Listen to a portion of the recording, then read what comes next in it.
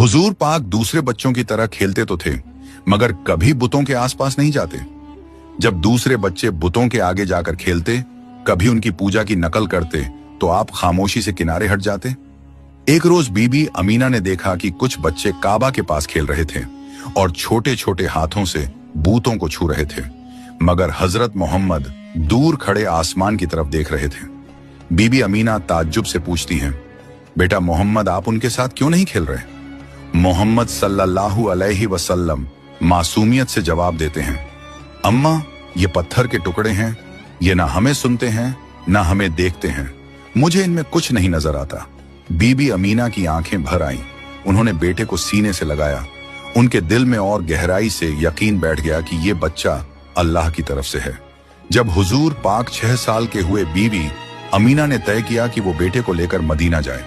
वहां उनके रिश्तेदार रहते थे और वो चाहती थी कि हजरत मोहम्मद अपने वालिद की कब्र को भी देखे, जो मदीना में ही थी। सफर आसान न था, रेगिस्तान की गर्म हवा, ऊंटों का सफर और थकान, मगर हजरत मोहम्मद सल्लल्लाहु अलैहि वसल्लम की आंखों में अजीब सा सब्र और हिम्मत थी। वो मदीना में करीब 1 महीना रुके। रिश्तेदारों से मुलाकात हुई। कब्र ए अब्दुल्लाह पर गए। बीबी अमीना हजरत मोहम्मद से कहती हैं, बेटा, ये आपके वालिद की कब्र है। आपके वालिद आपसे बहुत मोहब्बत करते हैं। मोहम्मद सल्लल्लाहु अलैहि वसल्लम खामोशी से कब्र के पास खड़े रहे। मासूम आंखों से अश्क गिरे, लेकिन लफ्ज जुबान पर ना आए। मदीना से वापसी पर काफिला अब्बा नामी जगह पर पहुंचा। वहां अचानक बीबी आमीना बीमार हो गई। बीमारी इतनी तेज हुई कि चलने फिरने की ताकत भी नहीं रही। उन्होंने अपने बेटे को सीने से लगाया और कांपती आवाज में कहा, बेटा मोहम्मद, शायद अब मैं आपको छोड़ जाऊं, मगर बेटा, आप कभी अकेले नहीं होंगे।